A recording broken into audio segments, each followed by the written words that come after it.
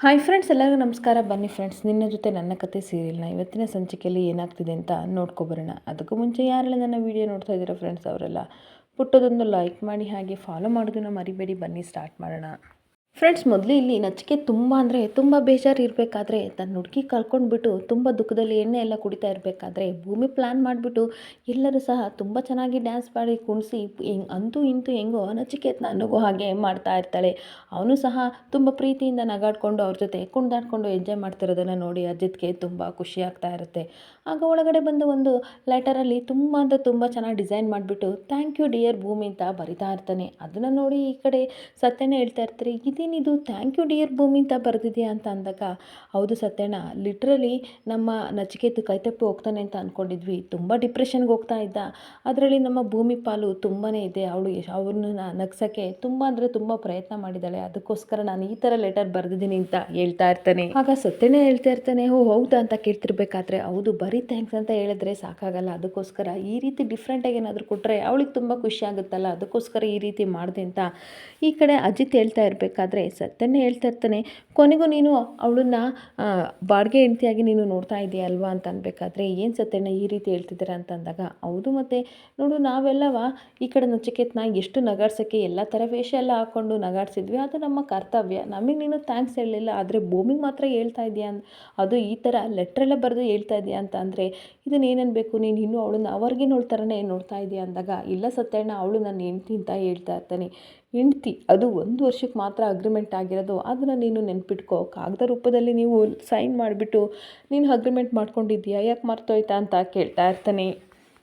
ನೋಡು ಅಜಿತ, ಭೂಮಿ ಒಪ್ಪಂದದ ಗಡುವು ಮುಗಿದ ಮೇಲೆ ಅವಳು ಖಂಡಿತ ಈ ಮನೆ ಬಿಟ್ಟು ಹೋಗಲೇಬೇಕು, ಅದನ್ನು ನೀನು ಒಪ್ಕೊ ಅಂತ ಅಂದಾಗ, ಇಲ್ಲ ಸತ್ಯಣ್ಣ, ಅಗ್ರಿಮೆಂಟ್ ಮುಗಿದ್ಮೇಲೂ ಸಹ ಭೂಮಿನ ಹೋಗೋಕ್ಕೆ ನಾನು ಬಿಡಲ್ಲ ಅಂತ ಹೇಳ್ಬೇಕಾದ್ರೆ, ಓಹೋ ಅಲ್ಲ, ಯಾವ ಹಕ್ಕಿನಿಂದ ನೀನು ಅವಳನ್ನ ತಡಿತೀಯ ಅಂತ ಕೇಳ್ತಾ ಇರಬೇಕಾದ್ರೆ, ನಾನು ಗಂಡ ಅನ್ನೋ ಹಕ್ಕಿಂದ ತಡಿತೀನಿ ಅಂತ ಅನ್ಬೇಕಾದ್ರೆ, ಓಹೋ ಗಂಡ ಹೆಂಡ್ತಿ ಅಂತ ಅಂದರೆ ಪ್ರೀತಿ ಇರಬೇಕು ಆಯಿತಾ, ನೀನು ನೋಡಿದರೆ ಭೂಮಿನ ಪ್ರೀತಿನೇ ಮಾಡ್ತಾ ಇಲ್ಲ ಅಂದಮೇಲೆ ಅವಳನ್ನ ಹೆಂಗೆ ತಡಿತೀಯ ಅಂತ ಮತ್ತಷ್ಟು ಹೇಳಿ ಹೇಳಿ ಸತ್ಯನ ಕೋಪ ಬರಿಸ್ತಾ ಇರ್ತಾನೆ. ಆಗ ತುಂಬ ಬೇಜಾರು ಮಾಡ್ಕೊಂಡು ಅಜಿತ್ತು, ನಾನು ನಿಜವಾಗ್ಲೂ ಭೂಮಿನ ಲವ್ ಮಾಡ್ತಿದ್ದೀನಿ, ಅದಕ್ಕೋಸ್ಕರ ಆ ಉದ್ದೇಶದಿಂದ ನಾನು ಅವಳನ್ನ ಕಳಿಸಲ್ಲ ಅಂತ ಅಂದಾಗ ಸತ್ಯ ನನಗೆ ತುಂಬ ಖುಷಿ ಆಗ್ತಿರುತ್ತೆ. ನನಗೆ ಗೊತ್ತು ನೀನು ಯಾವತ್ತಿಂದಲೂ ಭೂಮಿನ ಲವ್ ಮಾಡ್ತಿದ್ಯಾ ಅಂತ ನನಗೆ ಗೊತ್ತು, ಆದರೆ ನಿನ್ನ ಬಾಯಿಂದಲೇ ಕೇಳಬೇಕು, ಅದಕ್ಕೋಸ್ಕರ ಉದ್ವೇಗ ರೀತಿಯಲ್ಲಿ ಈ ರೀತಿ ಮಾತಾಡದೆ ದಯವಿಟ್ಟು ನನ್ನ ಕ್ಷಮಿಸು ಅಂತ ಸತ್ಯಣ್ಣ ಕೇಳ್ತಾ ಇರ್ತೀನಿ. ಹಾಗೆ ಇನ್ನೊಂದು ಕಡೆ ದೇವ್ಯಾನಿ ತನ್ನ ಫಾರಿನಲ್ಲಿರೋ ಮಗಳು ಅಂಜು ಜೊತೆ ಮಾತಾಡ್ತಿರ್ತಾಳೆ. ಹ್ಞೂ ಬೇಬಿ, ಅಶ್ವಿನಿ ಇದ್ದಾಳಲ್ಲ ತುಂಬ ಖತರ್ನಾಕ್ ಇದ್ದಾಳೆ, ಅವಳನ್ನ ನಾನು ಏನು ಅಂತ ಅಂದ್ಕೊಂಡಿದ್ದೆ, ನನ್ನನ್ನೇ ಬ್ಲ್ಯಾಕ್ ಮೇಲ್ ಮಾಡ್ತಾಳೆ, ನಚ್ಚಿ ಜೊತೆ ನನ್ನನ್ನು ಮದುವೆ ಮಾಡಿಕೊಡು ಅಂತ ಕೇಳ್ತಾ ಇದ್ದಾಳಲ್ಲ. ನಾನು ನೋಡಿದರೆ ನಚ್ಚಿ ಹೇಗಿದ್ರು ಲವ್ ಮಾಡ್ತಿದ್ದಾನಲ್ಲ ಈ ಕಡೆ ಒಂದು ಗರ್ಲ್ ಫ್ರೆಂಡ್ನ, ಅವಳ ಜೊತೆ ಮದುವೆಯಾಗಿ ಹೋಗ್ತಾನೆ ಅಂತ ರಿಲ್ಯಾಕ್ಸ್ ಆಗಿದ್ದರೆ, ಇವಾಗ ನೋಡಿದರೆ ನಚ್ಚಿಗೂ ಹಾಗೆ ನಚ್ಚಿ ಗರ್ಲ್ ಫ್ರೆಂಡಿಗೂ ಬ್ರೇಕಪ್ ಆಗಿದೆ.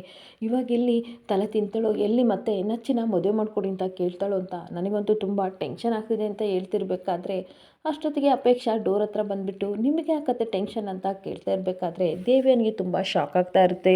ಈಗ ಸರಿ ಬೇಬಿ, ಈ ಕಡೆ ಅಪ್ಪು ಬಂದಿದ್ದಾಳೆ ಆಯಿತಾ, ಆಮೇಲೆ ಕಾಲ್ ಮಾಡ್ತೀನಿ ಅಂತ ಫೋನ್ ಕಟ್ ಮಾಡಬೇಕಾದ್ರೆ, ಏನೋ ಹೇಳ್ತಾ ಇದ್ದೆಲ್ಲ ಅಪ್ಪು ಅಂತ ಅನ್ಬೇಕಾದ್ರೆ, ಅದೇ ಅತ್ತೆ ಏನೋ ಟೆನ್ಷನ್ ಅಂತ ಅಂತಿದ್ರಲ್ಲ ಯಾಕೆ ಅಂದಾಗ, ಇನ್ನೇ ನಮ್ಮ ಇರಳೊಬ್ಳು ಮಗಳು, ಅವಳ ಬಗ್ಗೆ ತಾನೇ ಚಿಂತೆ ನನಗೆ, ಅವಳು ನೋಡಿದ್ರೆ ಫಾರಿನಲ್ಲಿದ್ದಾಳೆ, ನನಗೆ ಅದಕ್ಕೆ ತುಂಬ ಟೆನ್ಷನ್, ಏನು ಎತ್ತ ಅವಳು ಕಷ್ಟ ಸುಖಕ್ಕೆ ನಾನು ಆಗಲ್ವಲ್ಲ ಅನ್ನೋದೇ ಟೆನ್ಷನ್ ಅಂದಾಗ, ಹ್ಞೂ ಅತ್ತೆ, ನಾವೇ ನಿಮಗೆ ಟೆನ್ಷನ್ ಕೊಟ್ಬಿಟ್ವಿ, ಎಲ್ಲ ಈ ಭೂಮಿಯಿಂದಲೇ ಆಗಿದ್ದು, ಈ ಭೂಮಿ ಅನ್ನೋಳು ನಮ್ಮ ಮನೆಗೆ ಬರಲಿಲ್ಲ ಅಂತ ಅಂದಿದ್ರೆ ಅಂಜುದು ಮತ್ತು ಅಜಿತ್ತು ಮದುವೆ ಮಾಡ್ತಿದ್ವಿ, ಇಷ್ಟೊತ್ತಿಗೆ ಒಂದು ಸಿಹಿ ಸುದ್ದಿನ ಕೊಡ್ತಾಯಿದ್ರು, ಎಲ್ಲ ಇವಳಿಂದಲೇ ಹಾಳಾಗಿದ್ದು, ಏನು ಮಾಡೋದು ಅತ್ತೆ, ಆ ಹಣೆ ಬರದಲ್ಲಿ ಅಜಿತ್ ಹಣೆ ಬರದಲ್ಲಿ ಭೂಮಿನೇ ಬರೆದಿರ್ಬೇಕಾದ್ರೆ ನಾವು ತಾನೇ ಏನು ಮಾಡೋಕ್ಕಾಗುತ್ತೆ, ಎಲ್ಲನೂ ಹಾಳು ಮಾಡಿಬಿಟ್ಲು. ಸರಿ ಅತ್ತೆ, ಟೈಮ್ ಆಯಿತು, ನಾನು ಮನೆಗೆ ಹೋಗ್ತಿದ್ದೀನಿ ಅಂತ ಅಂದಾಗ, ಯಾಕೆ ಇಷ್ಟು ಬೇಗ ಹೋಗ್ತಾ ಇದೆಯಾ, ಒಂದೆರಡು ದಿನ ಇದ್ದೋಗು ಅಂತ ಅನ್ಬೇಕಾದ್ರೆ, ನನಗೂ ಇರೋ ಆಸೆ, ಆದರೆ ಏನು ಮಾಡೋದು, ಈ ಭೂಮಿ ನಚಿಕೇತನ ನಗಿಸೋಕೆ ತುಂಬ ತುಂಬ ಪ್ರಯತ್ನ ಮಾಡಿದ್ದಾಳೆ ಅಂತ ಎಲ್ಲರೂ ಸಹ ತಲೆ ಮೇಲೆ ಹೊತ್ಕೊಂಡು ಮೆರೆಸ್ತಾ ಇದ್ದಾರೆ. ನನಗಂತೂ ಅದನ್ನು ನೋಡೋಕ್ಕಾಗಲ್ಲ, ನಮ್ಮಮ್ಮ ಬೇರೆ ಇರೋಕ್ಕೆ ಬಿಡಲ್ಲ, ಅದ್ರ ಬದಲು ನಾನು ಹೋಗೋದೇ ಬೆಸ್ಟ್ ಅಲ್ವಾ, ಟೈಮ್ ಆಗುತ್ತೆ, ಬರ್ತೀನಿ ಅತ್ತೆ ಬಾಯ್ ಅಂತ ಗುಡ್ ನೈಟ್ ಅಂತ ಹೇಳ್ಬಿಟ್ಟು ಅಪ್ಪು ಇಲ್ಲಿ ಅವ್ರ ಮನೆಗೆ ಹೋಗ್ತಾ ಇರ್ತಾಳೆ. ಹಾಗೆ ಅಪೇಕ್ಷೆ ಹೋದಾಗ ದೇವಿಯನ್ನು ಯೋಚನೆ ಮಾಡ್ತಾ ಇರ್ತಾಳೆ, ಯಾವುದೇ ಕಾರಣಕ್ಕೂ ನಚಿಕೇತನ ಈ ಅಶ್ವಿನಿ ಮದುವೆ ಆಗಬಾರ್ದು, ಏನು ಮಾಡೋಣ ಅಂತ ಯೋಚನೆ ಮಾಡಿಕೊಂಡು ಮತ್ತೆ ರಿಲ್ಯಾಕ್ಸ್ ಆಗಿರಬೇಕಲ್ವ, ನಾನು ಯಾಕೆ ಟೆನ್ಷನ್ ಮಾಡ್ಕೋತಾ ಇದ್ದೀನಿ, ನಚಿಕೇತ ತುಂಬ ದೊಡ್ಡ ಫ್ರಾಡ್ ಅಂತ ಅಶ್ವಿನಿನ ಹೆಂಗಿದ್ರು ನಂಬಿದ್ದಾನೆ ಅಂದಮೇಲೆ ಅವ್ನು ಖಂಡಿತ ಅವಳನ್ನೆಲ್ಲಿ ಮದುವೆ ಆಗ್ತಾನೆ, ಇಲ್ಲ ತಾನೆ ಅಂದಮೇಲೆ ನಾವು ರಿಲ್ಯಾಕ್ಸ್ ಆಗಿರಬೇಕು ಅಂತ ಯೋಚನೆ ಮಾಡ್ತಾ ಇರ್ತಾಳೆ. ಇನ್ನೊಂದು ಕಡೆ ಸತ್ಯಣ್ಣ ಅಜಿತ್ಗೆ ಹೇಳ್ತಾ ಇರ್ತಾನೆ, ನೀನು ಭೂಮಿನ ಲವ್ ಮಾಡ್ತಿರೋ ವಿಷಯ ನನಗೆ ತುಂಬ ಚೆನ್ನಾಗಿ ಗೊತ್ತಿತ್ತು. ನಾನು ನಿನಗೆ ಎಷ್ಟು ಸಲ ಹೇಳಿದೆ, ನಿಜವಾಗ್ಲೂ ನೀನು ಭೂಮಿನ ಲವ್ ಮಾಡ್ತಿದ್ಯಾ ಅಂತ. ಅಂದರೆ ಇಲ್ಲ ಸತ್ಯಣ್ಣ, ಅದು ಅವಳ ಮೇಲಿರೋ ಕಾಳಜಿ ಅಂತ ಹೇಳಿ ನನ್ನ ಬಾಯಿನ ಮುಚ್ಚಿಸ್ತಿದ್ದೆ. ಆದರೆ ನನಗೆ ಒಂದು ಸೂಕ್ಷ್ಮವಾಗಿ ಒಂದು ವಿಚಾರ ಅರ್ಥ ಆಗ್ತಿಲ್ಲ. ದಿನವಿಡೀ ಯಾವಾಗಲೂ ಸಾಹಿತ್ಯನ ಜಪ ಮಾಡೋ ನೀನು ಭೂಮಿನ ಯಾವಾಗ ಪ್ರೀತಿ ಮಾಡಿದೆ ಅಂತ ಕೇಳ್ತಾ ಇರ್ತಾನೆ. ಅಲ್ಲ, ನಿನಗೆ ಯಾವಾಗ ಭೂಮಿ ಮೇಲೆ ಲವ್ ಆಯಿತು ಅದನ್ನು ಸ್ವಲ್ಪ ವಿವರವಾಗಿ ಹೇಳ್ತೀಯಾ ನನ್ನ ಹತ್ರ?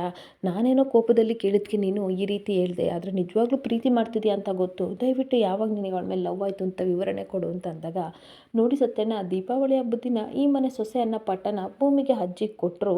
ಆವಾಗ ನನಗೆ ಅನ್ನಿಸ್ತು, ಈ ಜನ್ಮದಲ್ಲಿ ಗ್ಯಾರಂಟಿ ಸಾಹಿತ್ಯ ಜಾಗನ ಭೂಮಿ ತುಂಬಲ್ಲ ಅಂತ ನಾನು ಅಂದ್ಕೊಂಡಿದ್ದೆ. ಹಾಗೆ ಅವತ್ತೊಂದಿನ ನಚಿಕೇತ್ ಜೊತೆ ಫಾರಿನ್ಗೆ ಹೋಗೋಕ್ಕೆ ಅಂತ ಭೂಮಿ ಹೊರಟಿರ್ಬೇಕಾದ್ರೆ ಆವತ್ತು ನನಗೆ ಅರಿವಾಯಿತು, ಭೂಮಿ ಹೋಗ್ತಿದ್ದಾಳಲ್ಲ, ಒಂದಿನ ಇಲ್ಲಾಂದರೆ ನನ್ನ ಕೈಲಿ ಬಿಟ್ಟು ಹೋಗೋಕ್ಕಾಗ್ತಿಲ್ಲ, ಅಂಥದ್ರಲ್ಲಿ ಲೈಫ್ ಲಾಂಗ್ ಇಲ್ಲ ಅಂದರೆ ನಾನು ಹೇಗಿರಲಿ, ಹಾಗೆ ಅಲ್ಲಿರೋ ಸಿಚುವೇಶನ್ ಎಲ್ಲ ನನಗೆ ಭೂಮಿ ಬಿಟ್ಟಿರೋಕ್ಕಾಗಲ್ಲ ಅಂತ ನನ್ನ ಮನಸ್ಸು ಒತ್ತಿ ಒತ್ತಿ ಹೇಳ್ತಾ ಇತ್ತು. ಆವಾಗ ನನಗೆ ತುಂಬ ಚೆನ್ನಾಗಿ ಅರಿವಾಯಿತು. ಒಂದೊಂದು ಕ್ಷಣ ನನಗೆ ಅವಳನ್ನ ಬಿಟ್ಟಿರೋಕ್ಕಾಗ್ತಾ ಇರಲಿಲ್ಲ. ಪಾಪ ಅವ್ರ ಅಮ್ಮನಿಗೋಸ್ಕರ ನನ್ನ ಜೊತೆ 1 ವರ್ಷ ಅಗ್ರಿಮೆಂಟ್ ಮಾಡ್ಕೊಂಡ್ಳು. ಇವಾಗ ನಾನು ಇರು ಅಂತಂದರೆ ಖಂಡಿತ ಅವಳು ಇರ್ತಾಳೆ, ಅವಳಿಗೆ ಎಷ್ಟು ಬೇಜಾರಾಗ್ಬೋದು ಅಲ್ವಾ ಸತ್ಯಣ್ಣ ಅಂತ ಕಣ್ಣೀರು ಹಾಕ್ಕೊಂಡು ಹೇಳ್ತಾ ಇರ್ತಾನೆ. ಹಾಗೆ ಒಂದಂತೂ ಸತ್ಯ, ಏನು ಗೊತ್ತಾ ಸತ್ಯಣ್ಣ, ಈ ಜನ್ಮದಲ್ಲಿ ಅಂತರಾಳನೂ ಭೂಮಿನೇ ಅಂತರಂಗನೂ ಭೂಮಿನೇ ಅಂತ ಹೇಳ್ತಾ ಇರ್ತಾನೆ. ಆಗ ಅಜಿತ್ ಕಣ್ಣೀರು ಹಾಕ್ತಿರ್ಬೇಕಾದ್ರೆ ಸತ್ಯಣ್ಣ ಖುಷಿಯಿಂದ ಹೇಳ್ತಾ ಇರ್ತಾನೆ, ನಿನ್ನ ಮಾತನ್ನು ನಾನು ಕೇಳ್ತಾ ಇರೋದ್ರಿಂದ ಸ್ವರ್ಗನೇ ಭೂಮಿಗಿಳಿದು ಬಂದಷ್ಟು ನನಗೆ ಖುಷಿ ಆಗ್ತಿದೆ ಮಾರಾಯ ಅಂತ ತುಂಬ ಖುಷಿ ಪಟ್ಕೊಂಡು ಹೇಳ್ತಾ ಇರ್ತಾನೆ. ಹಾಗೆ ಮತ್ತೆ ಒಂದು ಲೆಟರ್ ತಂದು ಹೇಳ್ತಾ ಇರ್ತಾನೆ, ಇದನ್ನು ನಾನು ನನ್ನ ಪ್ರೀತಿಯಿಂದ ಭೂಮಿಗೆ ಅಂತ ಲೆಟರ್ ಬರೆದಿದ್ದೆ, ಬಾಯಲ್ಲಿ ಹೇಳೋಕ್ಕಾಗಲಿಲ್ಲ, ಅದಕ್ಕೋಸ್ಕರ ನನ್ನ ಮನಸ್ಸಿನ ಭಾವನೆ ಎಲ್ಲ ಲೆಟ್ರಲ್ಲಿ ಬರೆದಿದ್ದೆ. ಫಾರಿನ್ಗೆ ಹೋಗ್ತಾ ಇರಬೇಕಾದ್ರೆ ಫ್ಲೈಟಲ್ಲಿ ಕೂತ್ಕೊಂಡು ಓದು ಅಂತ ನಾನು ಬರೆದಿದ್ದೆ ಅಂತ ಅಂದಾಗ ತುಂಬ ಅಂದರೆ ತುಂಬ ಖುಷಿ ಆಯಿತು ಕಣಪ್ಪ ಅಂತ ಅಗ್ ಮಾಡ್ಕೋತಾ ಇರ್ತಾನೆ. ಅಗ್ ಮಾಡಿಕೊಂಡು ಹೇಳ್ತಾ ಇರ್ತಾನೆ, ನನಗೊಂದು ಬೇಜಾರಾಯಿತು, ಅದೇ ಹಾಸ್ಪಿಟಲ್ ಜಗನ್ನಾಥು ಅವನಿಗೆ ಹೇಳಿದ ಮಾತೆಲ್ಲನೂ ನೀನು ಅಷ್ಟು ನೀಟಾಗಿ ನೀನು ಪಾಲನೆ ಮಾಡಿದೆಯಲ್ಲ, ನನಗಂತೂ ತುಂಬ ಖುಷಿ ಆಯಿತು ಅಂತ ಹೇಳ್ತಾ ಇರ್ತಾನೆ. ಆಗ ಅಜಿತ್ ಹೇಳ್ತಾ ಇರ್ತಾನೆ, ನಿಮಗೆ ಜಗನ್ನಾಥ ಫ್ರೆಂಡ್ ಅಂತ ಯಾರೂ ಇಲ್ಲ, ಅದೆಲ್ಲ ನನಗೆ ಇಂಡೈರೆಕ್ಟಾಗಿ ಹೇಳ್ತಿದ್ದಾರೆ ಅಂತ ತುಂಬ ಚೆನ್ನಾಗಿ ಗೊತ್ತು ಅಂತ ಅಂದಾಗ, ಹೌದಪ್ಪ ನಿನ್ನ ಬಲೆ ಇದೆಯಾ, ಎಷ್ಟೇ ಆಗಲಿ ನೀನು ಪೊಲೀಸ್ ಅಲ್ವಾ, ಎಲ್ಲನೂ ತಿಳ್ಕೊತೀಯ ಅಂದಮೇಲೆ ಈ ಪ್ರೀತಿ ವಿಷಯ ತಿಳ್ಕೊಳ್ಳಲ್ವಾ, ಅದನ್ನು ಬಿಟ್ಟಾಕೋ ಮುಖ್ಯವಾದ ವಿಷಯಕ್ಕೆ ಬರೋಣ. ಇವಾಗ ನಿನ್ನ ಪ್ರೀತಿಯ ಭೂಮಿ ಮತ್ತೆ ನಚ್ಚಿ ಫ್ಲೈಟ್ಗೆ ಹೋಗೋದು ಕ್ಯಾನ್ಸಲ್ ಆಯ್ತಲ್ಲ, ಇವಾಗ ಯಾವ ರೀತಿ ಅವಳಿಗೆ ಪ್ರಪೋಸ್ ಮಾಡ್ತೀಯಾ ಅಂತ ಕೇಳ್ತಾ ಇರ್ತಾನೆ. ಅದೇ ಸತ್ಯನ ನನಗೂ ಹೇಗೆ ಅವಳಿಗೆ ಪ್ರಪೋಸ್ ಮಾಡಬೇಕು ಅಂತ ಅರ್ಥ ಆಗ್ತಿಲ್ಲ ಅಂತ ಅಂದಾಗ, ತಲೆ ಕೆಡಿಸ್ಕೋಬೇಡ, ಇಷ್ಟೇ ಮುಂದೆ ಬಂದಿದೆಯಾ, ಇನ್ನು ಸ್ವಲ್ಪ ಮುಂದೆ ಹೆಜ್ಜೆ ಹಾಕು, ಈ ಪ್ರೀತಿಯ ಬೆಳಕಲ್ಲಿ ಪ್ರೀತಿನೇ ಸಾಗುತ್ತೆ, ನಿನ್ನ ಹೃದಯದ ಮಾತು ಏನು ಹೇಳುತ್ತೆ ಅದನ್ನೇ ಕೇಳು ಅಂತ ಸತ್ಯನ ಅವನಿಗೆ ಹೇಳ್ತಾ ಇರ್ತಾನೆ. ಇನ್ಮೇಲೆ ತಡ ಮಾಡಬೇಡ ಆಯಿತಾ, ವಿಳಂಬ ಮಾಡೋಕ್ಕೆ ಹೋಗಬೇಡ, ನಿನ್ನ ಬೆನ್ನೆಲುಬಾಗಿ ನಾನು ಹಿಂದೆ ಇರ್ತೀನಿ, ಆಲ್ ದ ಬೆಸ್ಟ್ ಅನ್ಬೇಕಾದ್ರೆ ಏನು ಸತ್ಯಣ್ಣ ಸಾಹೇಬ್ರಿಗೆ ಆಲ್ ದ ಬೆಸ್ಟ್ ಅಂತ ಹೇಳ್ತಾ ಇದ್ದೀರಾ ಅಂತ ಭೂಮಿ ಬರ್ತಾಳೆ. ಆಗ ಸತ್ಯಣ್ಣ ಬಾಯ್ಬಿಟ್ಟು, ಅಜಿತ್ ನಿನಗೆ ಪ್ರಪೋಸ್ ಮಾಡಬೇಕಂತೆ, ಅದಕ್ಕೆ ಆಲ್ ದ ಬೆಸ್ಟ್ ಹೇಳ್ತಿದ್ದೆ ಅಂತ ಅಂದಾಗ ಭೂಮಿಗೂ ಅಜಿತ್ಗೂ ಶಾಕ್ ಆಗ್ತಾ ಇರುತ್ತೆ. ಹೋಗಿ ಸತ್ಯಣ್ಣ, ನೀವೊಬ್ರು ಏನೇನೋ ಜೋಕ್ ಮಾಡಬೇಡಿ, ಸಾಹೇಬ್ರು ನೀವು ಬೇಜಾರು ಮಾಡ್ಕೋಬೇಡಿ, ಇದೆಲ್ಲ ಆಗಲ್ಲ ಅನ್ನೋ ವಿಷಯ ನಿಮಗೆ ತುಂಬ ಚೆನ್ನಾಗಿ ಗೊತ್ತಲ್ವಾ, ನೀವು ತಲೆ ಕೆಡಿಸ್ಕೋಬೇಡಿ ಅಂತ ಭೂಮಿ ಹೇಳ್ತಾ ಇರ್ತಾಳೆ. ಸರಿ ಸರಿ ಆಯಿತು ಅಂತ ಅಂದ್ಬಿಟ್ಟು ಸತ್ಯಣ್ಣ ಗುಡ್ ನೈಟ್ ಹೇಳ್ಬಿಟ್ಟು ಶುಭರಾತ್ರಿ ಮಲ್ಕೊಡಿ ಅಂತ ಹೇಳೋಗ್ತಿರ್ಬೇಕಾದ್ರೆ, ಬನ್ನಿ ಸಾಹೇಬ್ರೆ ತಲೆ ಕೆಡಿಸ್ಕೊಬೇಡಿ ಮಲ್ಕೊಳ್ಳೋಣ ಅಂತ ಭೂಮಿ ಕರಿತಾ ಇರ್ತಾಳೆ.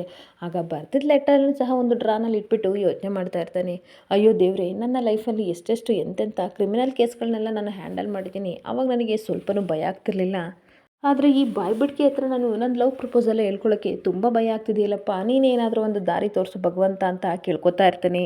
ಹಾಗೆ ಬೆಳಗಾದಾಗ ಅಜಿತ್ ವರ್ಕೌಟ್ ಮಾಡ್ತಿರ್ಬೇಕಾದ್ರೆ ಭೂಮಿ ಕಾಫಿ ಕುಡ್ಕೊಂಡು ಬಂದು ಹೇಳ್ತಾ ಇರ್ತಾಳೆ, ಸಾಹೇಬ್ರೆ ಸುಮ್ಮನೆ ಹಿಂಗೆ ಎತ್ತಬಾರ್ದಾಯ್ತಾ, ನಿಜವಾಗ್ಲೂ ವರ್ಕೌಟ್ ಮಾಡಬೇಕು ಅಂತ ಕಿಂಡಲ್ ಮಾಡ್ತಿರ್ಬೇಕಾದ್ರೆ, ಸಾಕು ಸಾಕು ಕಿಂಡಲ್ ಮಾಡಿದ್ದು, ನೀನು ಮನೆಯವ್ರಿಗೆ ಹೇಳು ಮಧ್ಯಾಹ್ನಕ್ಕೆ ಊಟಕ್ಕೆ ಬರಲ್ಲ ಅಂತ ಹೇಳ್ತಾ ಇರ್ತಾನೆ. ಏನು ಊಟಕ್ಕೆ ಬರಲ್ವಾ, ಯಾಕೆ ಅಂತ ಅಂದಾಗ, ನಾವು ಡ್ಯೂಟಿ ಮುಗಿಸ್ಕೊಬಿಟ್ಟು ಇಬ್ಬರು ಹೊರಗಡೆ ಹೋಗಿ ಊಟ ಮಾಡ್ಕೊಬರೋಣ ಅಂತ ಅಂದಾಗ, ಏನು ನಾವಿಬ್ಬರೇ ಅಷ್ಟೇನಾ, ಹಾಗಾದರೆ ಇವತ್ತು ಯಾವುದು ಫ್ರೆಂಡ್ಶಿಪ್ ಡೇ ಅಲ್ವಲ್ಲ ಸಾಹೇಬ್ರೆ, ಏನು ವಿಶೇಷನೂ ಇಲ್ವಲ್ಲ ಅಂತ ಕೇಳ್ತಿರ್ಬೇಕಾದ್ರೆ, ಅಯ್ಯೋ ಇವಳು ಅಜ್ಜಿ ಫ್ರೆಂಡ್ಶಿಪ್ ಡೇ ಅಂತ ಹೇಳ್ತಾಳಲ್ಲ, ನಾನು ಇವಳನ್ನ ಕರ್ಕೊಂಡೋಗಿ ವ್ಯಾಲೆಂಟೈನ್ಸ್ ಡೇ ಥರ ಸೆಲೆಬ್ರೇಟ್ ಮಾಡಿಕೊಂಡು ಎಂಜಾಯ್ ಮಾಡ್ಕೊಂಡು ಬರೋಣ ಅಂತಂದರೆ ಈ ರೀತಿ ಹೇಳ್ತಾಳೆ.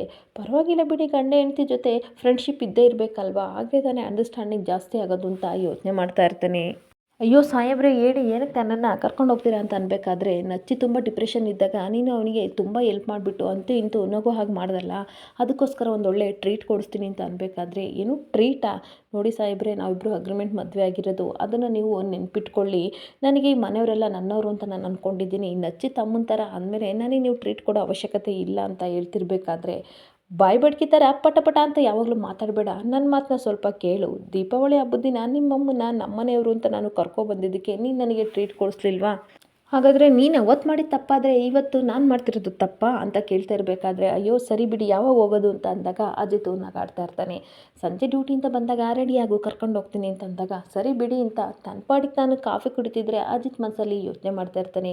ಏನಾದರೂ ಮಾಡಿ ನಾನು ಇವತ್ತು ಅವಳಿಗೆ ಪ್ರಪೋಸ್ ಮಾಡಲೇಬೇಕು, ನನ್ನ ಮನಸ್ಸಲ್ಲಿರೋ ಭಾವನೆ ಎಲ್ಲ ಹೇಳ್ಕೊಳ್ಳೇಬೇಕು, ಅಂತೂ ಇಂತೂ ಬಾಯ್ ಬಡ್ಕಿ ಒಪ್ಕೊಂಡ್ರೆ ಮನೆಗೆ ಬಂದು ಅಗ್ರಿಮೆಂಟ್ ಪೇಪರೆಲ್ಲ ಹರಿದಾಕಿ ಜೀವನ ಪೂರ್ತಿ ಈ ಬಾಯ್ ಬಡ್ಕಿನ ಹೆಂಡತಿಯಾಗಿ ನಾನು ಇಟ್ಕೋಬೇಕು ಅಂತ ನಗಾಡ್ತಾ ಇರ್ತಾನೆ. ಹಾಗೆ ಅಜಿತ್ ಡ್ಯೂಟಿಗೆ ಅಂತ ಬಂದಿರಬೇಕಾದ್ರೆ ಸತ್ಯಣ್ಣ ತುಂಬ ಖುಷಿಯಿಂದ ಓಡ್ ಬಂದು ಹಗ್ ಮಾಡ್ಕೊತಿರ್ತಾನೆ. ಅಂತೂ ಇಂತೂ ನನ್ನ ತಂಗಿಗೆ ಪ್ರಪೋಸ್ ಮಾಡೋಕ್ಕೆ ರೆಡಿ ಆಗಿದೆಯಲ್ಲ, ಎಲ್ಲಿ ಕರ್ಕೊಂಡು ಹೋಗ್ತಾ ಇದೆಯಾ, ಯಾವ್ಯಾವ ದೇಶಕ್ಕೆ ಹೋಗ್ತಾ ಇದೆಯಾ, ನನಗೊಂಚೂರು ಲಿಸ್ಟ್ ಕೊಡು ಅಂತ ಅಂದಾಗ ನಿಮ್ಗೆ ಅದೆಲ್ಲ ಯಾಕೆ ಅಂತ ಅಜಿತ್ ಕೇಳ್ತಾ ಇರ್ತಾನೆ. ಮತ್ತೆ ಅಜಿತ್ ಹೇಳ್ತಾ ಇರ್ತಾನೆ ಚಿಕ್ಕವರಾಗಿ ಇರಬೇಕು, ದೊಡ್ಡವ್ರ ಕಥೆನೆಲ್ಲ ಕೇಳಬಾರ್ದು ಅಂತ ಅಂದಾಗ ಓ ಆ ರೀತಿ ನನಗೆ ಹೇಳ್ತಿದ್ಯಾ, ಅವನು ನದಿ ದಾಟ್ತಿರ್ಬೇಕಾದ್ರೆ ಅಂಬಿಗನೇ ಮರ್ತಂತೆ, ಆ ರೀತಿ ಆಗೋದು ಬೇಡ ಕಣಪ್ಪ, ಅದಕ್ಕೆ ಸಹಾಯ ಮಾಡ್ತೀನಿ ಅಂತ ಈ ಕಡೆ ಸತ್ಯಣ್ಣ ಹೇಳ್ತಾ ಇರ್ತಾನೆ. ನೋಡಪ್ಪ ನಾನೊಂಥರ ನದಿ ಇದ್ದಂಗೆ ಆಯಿತಾ, ನಾನು ಹುಟ್ಟಾಕಿದ ಮೇಲೆ ನೀವು ಹೋಗಬೇಕು, ನನ್ನನ್ನು ಬಿಟ್ಟು ದಾಟ್ಕೊಂಡು ಎಲ್ಲೂ ಹೋಗಿಲ್ಲ, ಆಲ್ರೆಡಿ ನೀವು ಮುಂದೆ ಬಂದಿದ್ದೀರಾ, ಈಗ ಮಧ್ಯದಲ್ಲಿದ್ದೀರಾ, ನನ್ನ ಮಾತನ್ನ ಕೇಳಿ ಅಂತ ಹೇಳ್ತಾ ಇರ್ತಾನೆ. ನೋಡಿ ಇವಾಗ ನಾನು ನಿನಗೆ ಸಹಾಯ ಮಾಡ್ತೀನಿ, ಹೇಳೋ ಅಂತ ರಿಕ್ವೆಸ್ಟ್ ಮಾಡ್ತಿರ್ಬೇಕಾದ್ರೆ ಏನು ಗೊತ್ತಾ ಸತ್ಯಣ್ಣ, ಮೊದಲು ಭೂಮಿಗೆ ಏನು ಇಷ್ಟ, ಯಾವ ಪ್ಲೇಸ್ ಇಷ್ಟ ಅಂತ ಎಲ್ಲನೂ ತಿಳ್ಕೊಳ್ಳೋಣ, ಆಮೇಲೆ ಅವಳಿಗೆ ಖುಷಿಯಾಗೋ ರೀತಿ ಮಾಡಿದ್ರೆ ತನ್ನ ಪ್ರೀತಿನ ಹೇಳ್ಕೊಳ್ಳೋಕ್ಕೆ ನನಗೂ ತುಂಬ ಸುಲಭ ಆಗುತ್ತಲ್ವ ಅಂತ ಅಂದಾಗ ಐಟೇ ಚೆನ್ನಾಗಿದೆ ಹೇಳು ಅಂತ ಸತ್ಯನೇ ಹೇಳ್ತಾ ಇರ್ತಾನೆ. ಆಗ ಭೂಮಿಗೆ ಕಾಲ್ ಮಾಡಿಬಿಟ್ಟು ಕ್ಯಾಬಿನ್ ಒಳಗಡೆ ಬಾ ಅಂತ ಕರಿತಾ ಇರ್ತಾನೆ. ಆಗ ಭೂಮಿ ಹೇಳ್ತಾ ಇರ್ತಾಳೆ ಇದೊಂದು ಕ್ಯಾಬಿನ್ ಅಂತ ಕ್ಯಾಬಿನ್, ಹಾಗೆ 2 ಕಪ್ಪು ಟೀ ತಗೋಬಾ ಅಂತ ಹೇಳಿದ್ರೆ ಅಕ್ಕಲ್ವಾ, ಭೂಮಿ ಬಾ ಅಂತ ಕರಿತಾರಲ್ಲ, ನಾನು ಹೋಗಿ ಅಲ್ಲಿಗೆ ಡ್ಯಾನ್ಸ್ ಮಾಡಬೇಕಾ ಅಂತ ಬೈಕೊಂಡು ಭೂಮಿ ಕ್ಯಾಬಿನ್ ಹತ್ರ ಟೀ ತಗೊಂಡು ಹೋಗ್ತಾ ಇರ್ತಾಳೆ. ಇನ್ನೊಂದು ಕಡೆ ನಚಿಕೇತ ಡ್ಯೂಟಿಗೆ ಹೊರಟು ಬರ್ತೀನಿ ಅಮ್ಮ ಅಂತ ಅನ್ಬೇಕಾದ್ರೆ ಹುಷಾರು ಕಣೋ, ಕ್ಷೇಮವಾಗಿ ಹೋಗ್ಬಿಟ್ಟು ಬಾ, ನಾನು ಲಂಚ್ ತಿಂಡಿ ಎಲ್ಲನೂ ಸಹ ಕಾರಲ್ಲಿ ಇಟ್ಟಿದ್ದೀನಿ, ಹುಷಾರಾಗಿ ಡ್ರೈವಿಂಗ್ ಮಾಡ್ಕೊಂಬಾ ಅಂದಾಗ ಸರಿ ಮಮ್ಮ ನೀವು ಟೆನ್ಷನ್ ತೊಗೋಬೇಡಿ ಬರ್ತೀನಿ ಅಂತ ನಚಿಕೇತ ಹೇಳಿ ಡ್ಯೂಟಿಗೆ ಹೋಗ್ತಿರ್ಬೇಕಾದ್ರೆ ಈ ಕಡೆ ಅವ್ರ ಪಾಪ್ಸನು ಸಹ ತುಂಬ ಖುಷಿಪಟ್ಟು. ಆಗ ರಮಣ್ಣ ಹೇಳ್ತಾ ಇರ್ತಾನೆ ನಮ್ಮ ನಚ್ಚಿ ಅಂತಿಂತು ಮೊದಲಿನ ಥರ ಆದ್ನಲ್ಲ ಅದೇ ಖುಷಿ, ಥ್ಯಾಂಕ್ ಯು ಸೋ ಮಚ್ ಸಂಗೀತ ಅಂದಾಗ ಈ ಥ್ಯಾಂಕ್ಸ್ ಎಲ್ಲ ನನಗೆ ಹೇಳ್ಬೇಡಿ, ನನ್ನ ಸೊಸೆಗೆ ಹೇಳಿ, ಅವಳಿಂದಲೇ ಇದೆಲ್ಲ ಸಾಧ್ಯ ಆಗಿದ್ದು ಅಂತ ಅಂದಾಗ ಯಾವಾಗಲೂ ನಿನ್ನ ಸೊಸೆ ಗುಣಗಣ ಮಾಡ್ತಲೇ ಇರ್ತೀಯ ಅಲ್ವಾ ಅಂದಾಗ ಹೌದು ರೀ ಅವಳು ತುಂಬ ಒಳ್ಳೆಯವಳು, ನೀವೇನಾದ್ರು ಥ್ಯಾಂಕ್ಸ್ ಹೇಳ್ತಿದ್ರೆ ಅವಳಿಗೆ ಹೇಳಿ, ಮುಂದಿನ ಜನ್ಮ ಅಂತ ಇದ್ದರೆ ಮತ್ತೆ ನಮ್ಮನೆ ಸೊಸೆಯಾಗಿ ಮನಸ್ವಿನಿಯಾಗಿ ಅಜಿತ್ ಹೆಂಡತಿಯಾಗಿ ಬರಬೇಕನ್ನೋದೇ ನನ್ನ ಆಸೆ ಅಂತ ಹೇಳ್ತಾ ಇರ್ತಾಳೆ.